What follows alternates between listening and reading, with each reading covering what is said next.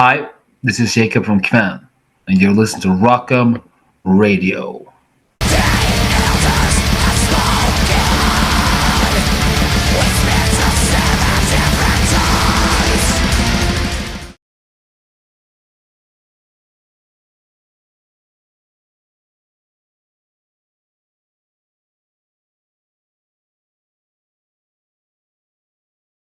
Tell us about the creative process behind the Formless Fire. What inspired this album? I think I was just very motivated because most of these songs were written for whenever I go into a writing mode, I just don't think like, oh, this will go to KVAEN, or this will go to something else. So I was actually writing two songs, The Ancient Gods and the title track, The Formless Fires, were actually written for a different project of mine, featuring members from bands like Dissection Asexual. and Nagelfar, Lord Belial, friends of mine, because we had decided to form a band together and just for fun. Mm-hmm. But then I realized that, okay, well, I was like asking the guys, like, hey, can I just take these songs and put them on the album? And they were like, yeah, okay. Because nothing was happening at that moment because everyone were busy with their other bands. So I decided to just take those songs and put them on the KVAEN album. And I'm glad I did, because The Formless Fires is probably one of my favorite songs that I've ever written. So How would you describe the sound and theme of this new album compared to your previous works? well, I would say that it's a step forward, of course, from the previous album, because not that the previous album was bad. It was more that I have evolved a lot as a musician and as a human being, and I see things from a different perspective. Mm-hmm. So I would say that it's a more mature album, but it keeps the same theme in many ways. It has that epic feeling, with all the guitar solos and of course everything like that. But it's a step further in a new direction, so to speak. The Ancient Gods is your latest single. What does this song represent to you, and how does it connect with the rest of the album? Well, The Ancient Gods was just as The Formless Fires. It was written for this band that I had with the other guys that I just mentioned. And it was actually written because I was on fire. Like, I was just writing so many songs in a row, and I was having a hard time deciding which song to like present to those guys. But I chose that one because it's very simple when you listen to it. It's very easy to listen to. It's very catchy. Yes. And that's why I chose that song. And they were like, yeah, this is really a great song. And then nothing happened. And that's why I realized that, hey, everyone's saying that this is a really good tune, and I showed it to my friends, and they were like, dude, this is a fucking banger. You should definitely put this on the album.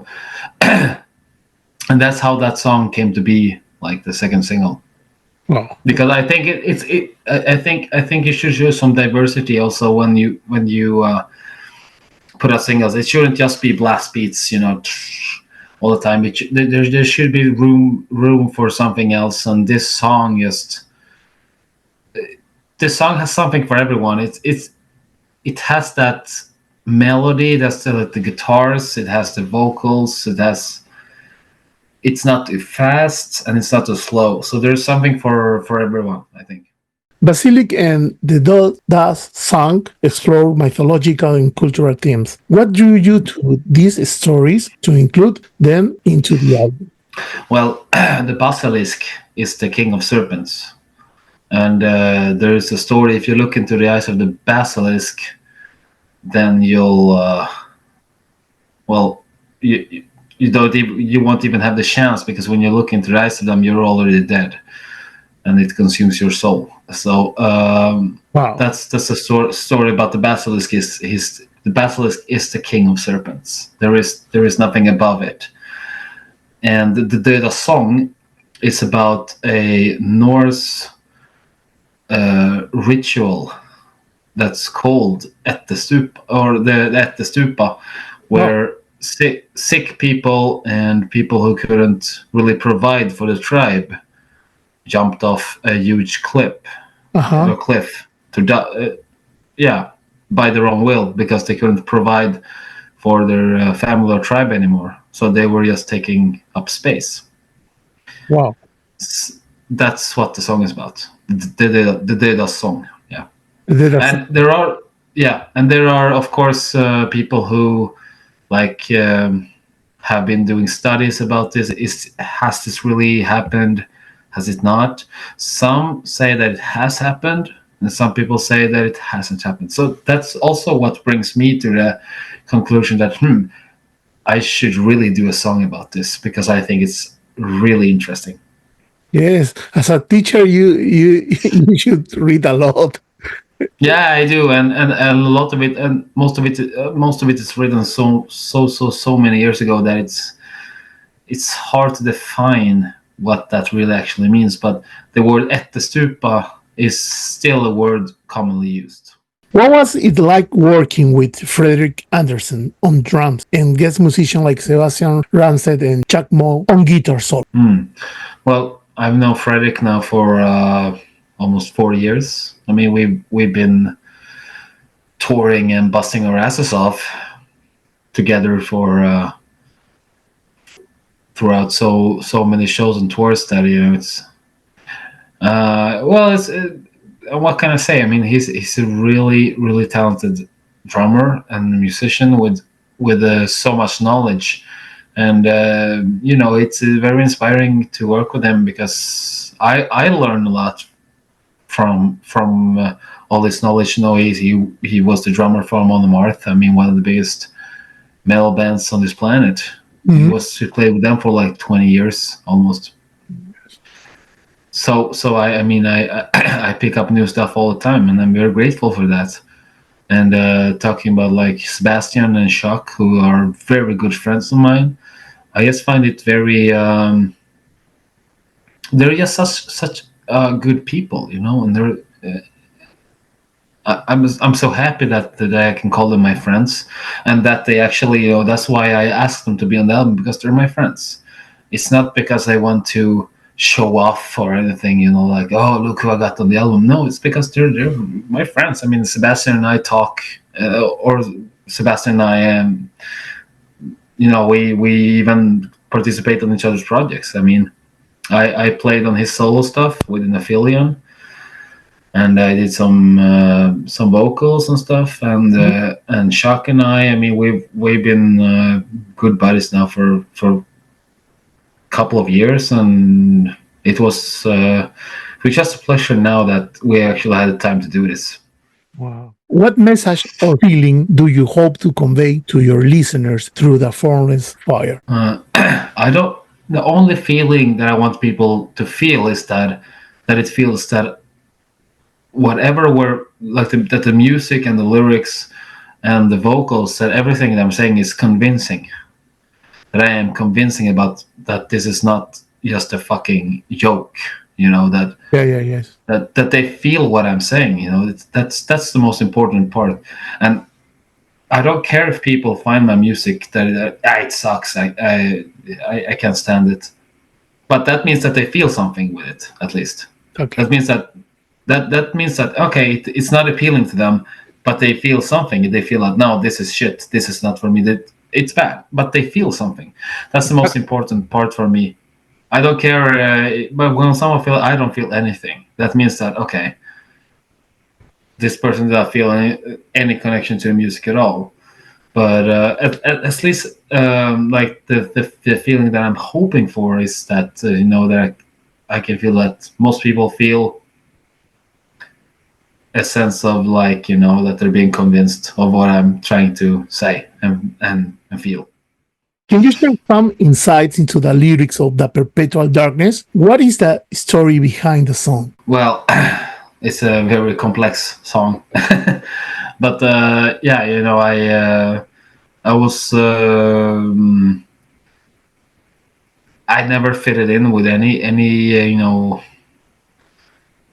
kind of like group of people. I always had friends that, oh, it's this group of people, and I have my friends here and my friends here, and I was always friends with everyone, but I never fitted into one group of people. And I've always been a lone wolf, but I've never been bullied or anything like that. I've always been accepted by almost everyone. So in some weird way, because it's the opposite. I guess I was very lucky, but I was never bullied or anything like that. Just everyone knew that it's Jake. He's fucking weird, but he's cool anyway. I guess. No, it's cool. So the Perpetual Darkness is about being the ultimate lone wolf and just not feeling that you fit in anywhere.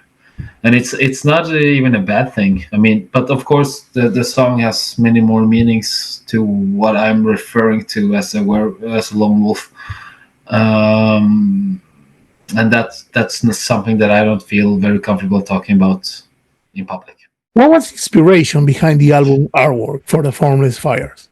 Yeah, so I worked together with my good friend Jonas Widén, who is the artist behind the artwork. Okay. And I told him what I wanted, and quite strict instructions, and he just took my idea and just followed it to absolute perfection, and I couldn't be more happy, because we had been talking about doing things for many years, but the timing wasn't right. But now it was, and I'm so happy that I got the chance to work with him, because he is one of the best. What role do mythology and folklore play in your songwriting process? Lyric-wise, it plays a big role, because where I'm from is it's the most northern part of Sweden. Mm-hmm. It's a lot of things happen here. I mean, the first Vikings that ever lived here, or that ever even emerged from anywhere, lived here at the exact place where I am from. Okay. So this northern part of Sweden has so much history. It's a shame that it's forgotten. This is why I'm trying to bring back also with KVAEN, that people start looking up these things about the KVAENs, because the actual band name comes from the KVAENs, the first Vikings. And this is something that I'm very proud of, that I'm my KVAEN heritage myself. So this is something that I openly talk about and have discussions about. And yeah, I mean, I think, like, someone tells a lot of interviewers have told me, like, what is so fascinating about your place? I'm like, I think you have to come here and see it see this whole place by yourself, because I don't think there's any place like this one, and you will either love it or you don't. What are some of the biggest challenges and rewards of being a metal musician in Sweden today? Well, I can't speak for anyone else, because you got to understand that I live 900 kilometers away from Stockholm. Okay, wow. That's the capital city, Stockholm. Yeah. All right. Yeah. So I live 900 kilometers north. 900. Wow. Yeah. So I mean, for me, I mean, I have everything against me, basically. I mean, just living where I live makes everything so much harder than if I would live in Stockholm. If I would live in Stockholm, things would be a lot easier. I know that. Yes, concert. But at the same time, why would I would never move to Stockholm? It's not who I am. It's not a part of me. I would never move there. I mean, I can go there and enjoy spending a weekend there, hang out with all my friends and yada yada yada. But I could never live there, because it's not who I am. Mm-hmm. It's not. it's just that easy. I can't live somewhere where I can't be myself. And in Stockholm, I would just I hate Stockholm. To be honest, I do. I feel nothing in Stockholm. There's no. I don't want to live there. No way. So I have my band lives there, but I live up north, and I think that's kind of the it's like the ultimate way of having this band so it can work, because I could never live there. What are your future plans with your band? Well, we have some gigs coming up now in August and September. July, where we have been playing quite a lot lately, so July is a little bit our time off. Mm-hmm. And we're gonna do some shows August, September, and then in late fall we're gonna go out and do a little tour. I can't talk about that right now. Okay. But and there will be some really, really cool stuff happening next year that I'm so excited about it. Like I can't even I can't speak about it because it's I understand. But yeah. But maybe someday a Canadian tour on the way. Oh, I hope so. I would love to visit Canada. I've never been there. I've had so many plans, to go visit my family. I have so much family in Canada, so I would really love to go there. Just to say hi to my family. Just I've been to the U.S. before. And but never to Canada for some reason. So next time, Canada for sure. Any last word to your fans in this interview? Yeah, thank you for supporting me and supporting the band. And see you on the road.